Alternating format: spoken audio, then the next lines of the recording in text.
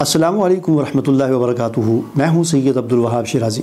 جادو نگری اور جنات کی دنیا ویڈیوز کا یہ سلسلہ ہمارا جاری ہے اور اس سلسلے کی ایک اور ویڈیو لے کر آپ کے سامنے حاضر ہوا ہوں۔ ناظرین، پچھلی ویڈیو میں ہم نے اس حوالے سے بات کی تھی کہ جادو ہے یا نہیں ہے۔ آج کی ویڈیو میں ہم اس پر بات کریں گے کہ جادو کس نے شروع کیا، کس نے لوگوں کو سکھایا اور کیسے لوگوں میں پھیلا۔ تو دیکھیں، اس حوالے سے سب سے پہلی بات تو یہ یاد رکھیں کہ یہ سوال میرے بھی ذہن میں پہلے آتا تھا، لیکن اور قرآن کو بھی ہم پڑھتے تھے لیکن کبھی غور نہیں کیا تھا۔ لیکن اگر اس بات پر غور کیا جائے تو ہمیں اس سوال کا جواب تو بالکل عبارت النص، قرآن کی عبارت النص سے ہمیں اس کا جواب مل رہا ہے۔ عبارت النص کہتے ہیں، ایک ہوتا ہے عبارت النص، ایک ہوتا ہے اشارت النص، ایک ہوتا ہے دلالت النص، ایک ہوتا ہے اقتضاء النص۔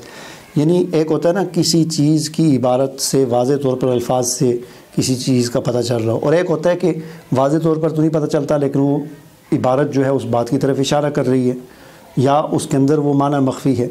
لیکن ایسا نہیں ہے۔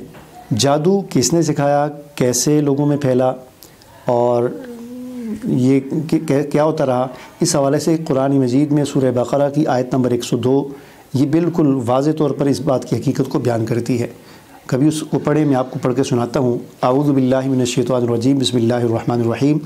واتبعوا ما تتلو الشیاطین علی ملک سلیمان۔ اب دیکھیں یہاں پر بات کیا ہو رہی ہے۔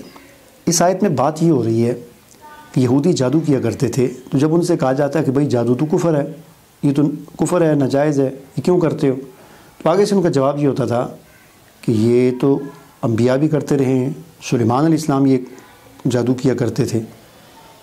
یعنی یہ بات بالکل ایسے ہی تھی جیسے آج کل کے قاری، آج کل کے مولانا جو عملیات کے کام سے وابستہ ہیں، ان سے جب یہ بات کہی جاتی ہے کہ آپ نے یہ جو عمل کر رہے ہیں، یہ جو عمل کر رہے ہیں، یہ جو عمل کر رہے ہیں، یہ تو جائز نہیں ہے، یہ تو جادو کی عملیات ہیں، آگے سے ان کا جواب یہ ہوتا ہے کہ یہ تو امام غزالی بھی کرتے رہے، ان کی کتاب ہے مجربات امام غزالی، اس میں یہ بات لکھی ہوئی ہے، یہ تو فلاں عالم کی کتاب ہے، یہ تو مولانا اشرف علی تھانوی صاحب کی کتاب ہے، فلاں فلاں، اس قسم کی باتیں کرتے ہیں۔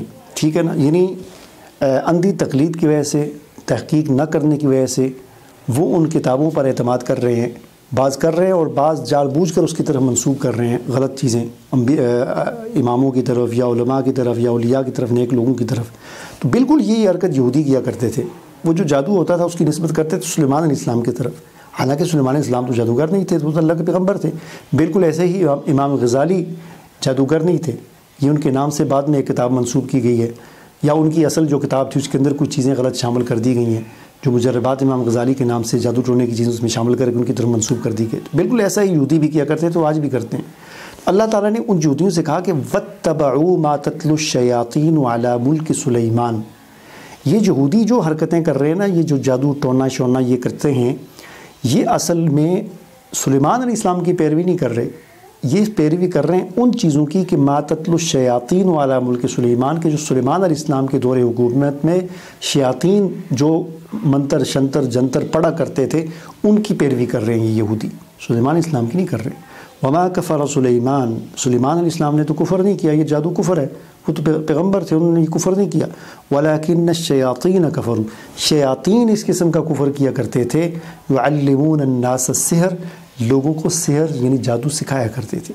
اس سے ایک بات ہمیں یہ بھی پتہ چلی کہ جادو ایک علم ہے جو سیکھا اور سکھایا جاتا ہے، یا سیکھا اور سکھایا جا سکتا ہے۔ ٹھیک ہے نا؟ یہ بھی ایک علم ہے۔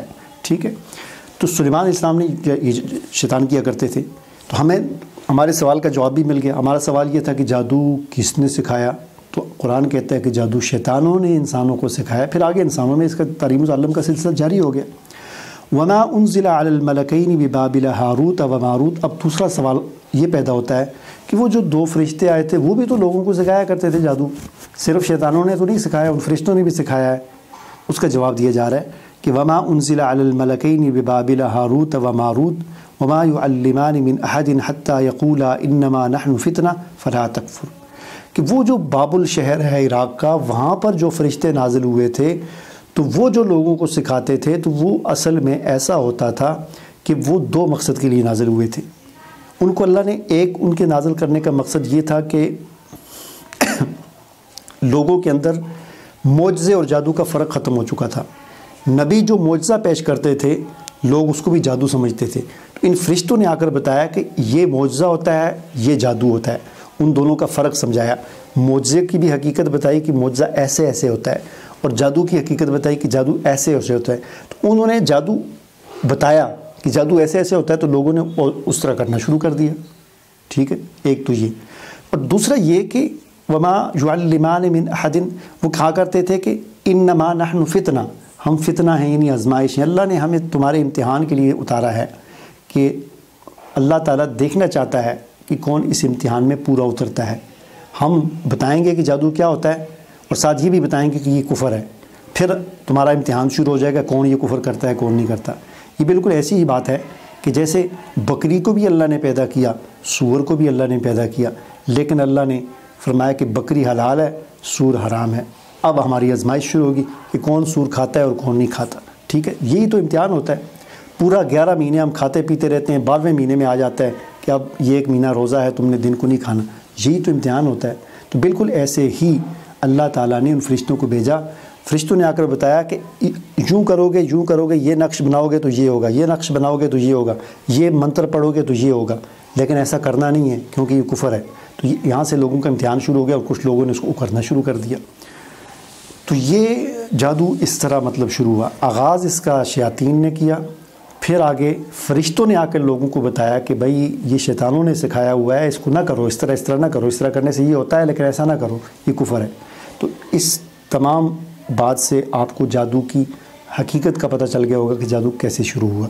انشاءاللہ اگلی ویڈیو میں ہم بات کریں گے اس حوالے سے کہ کیا انبیاء پر جادو ہوتا ہے یا نہیں ہوتا، اور کیا یہ شان نبوت کے خلاف ہے یا نہیں ہے۔ تو انشاءاللہ اگلی ویڈیو اس پر بات کریں گے۔ مجھے اجازت دیجیے، اللہ حافظ۔